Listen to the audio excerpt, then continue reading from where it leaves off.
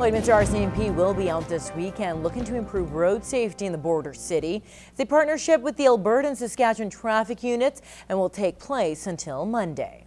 We're going to focus on impaired drivers, distracted drivers, speeding. They're going to do some radar operations as well in our area.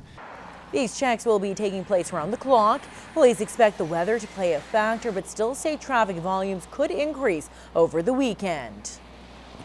We might be fortunate to have some of those extra traffic units in town. With the weather the way it is, we may end up with some collisions on, especially on Highway 16. It's hard to say. And of course, with the long weekend, RCMP is reminding drivers to be cautious this weekend on the roads. Well, the committee has been picked, the architect has been selected, and as Kyle Galver reports, the planning process of the new E.H. Walter School in Paradise Valley is underway. On Wednesday, the building committee for the new E.H. Walter School project sat down to throw around some ideas. The group has met before, but this is the first time newly selected architect Chris Woolard has been part of the conversation. He says these early meetings are actually the most exciting. It's when you get to hear everybody's ideas. There's no limits on the ideas at this point. It's tell me what you want in your new school. What would be cool and what do you want to most see?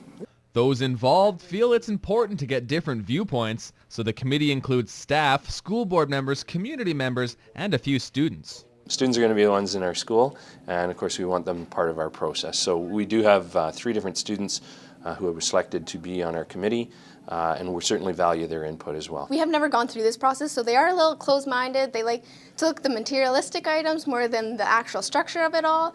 Almost every aspect of the building is being discussed, but one of the focal points early on is the school gym, which also acts as a community center. A hub for the community to access for bigger events, things like weddings, funerals, and so on. The gym is a huge one.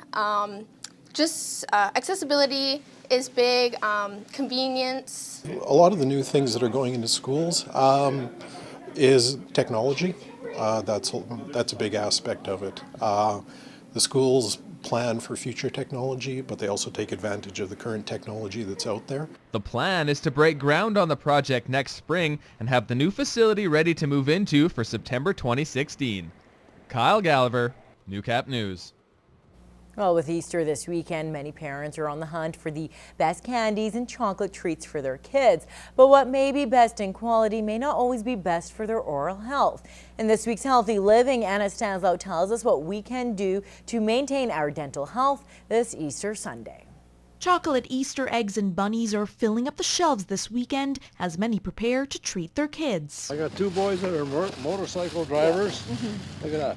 Well, this is my 4th trip to the Walmart in Elks Beyond. We have a big Easter egg hunted, so I make sure they get lots of treats. This dentist says sugar any time of the year is no good, but believes eating it in moderation should be okay. Make sure that whenever you do eat candy, especially right after, it'd be a good idea to rinse your mouth out with water and get all that sugar off your teeth. Make sure you're brushing your teeth for 2 minutes every morning and every night, and you're flossing. Looking for alternatives to sweets may be a challenge, but if you're doing Easter gift baskets, Dr. Jamal has a suggestion. Like kids love iTunes gift cards, those rainbow balloon bracelets that are really popular right now, bubbles. It's spring, so why not throw a kite in there? But if you still decide to stick to the chocolate, brushing, flossing, and going to the dentist should be top of mind. I always figure if it's there, just eat it, get it out of the way, and it's done. And then let's clean your teeth and let's just maintain, proper health. I got a little boy, little grandson, 6 years old, brushing his teeth and he uses scope. I taught him how to use scope. Dr. Jamal also reminds parents to make sure not to leave any leftovers a month after the holiday is over. Anna Stanislau, Newcap News. Well, this week, the federal and Saskatchewan governments announced that a program that recycles grain bags and twine has been extended for another year. Kyle Galver has more in this week's Ag Report.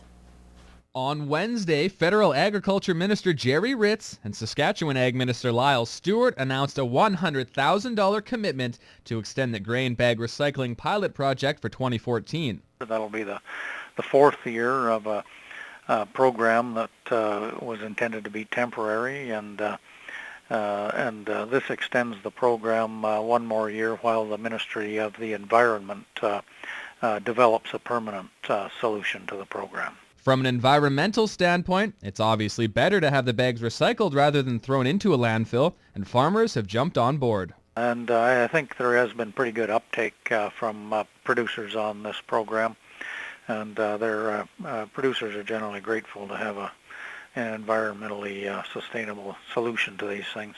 The initiative was started in March of 2011, and it's been successful so far.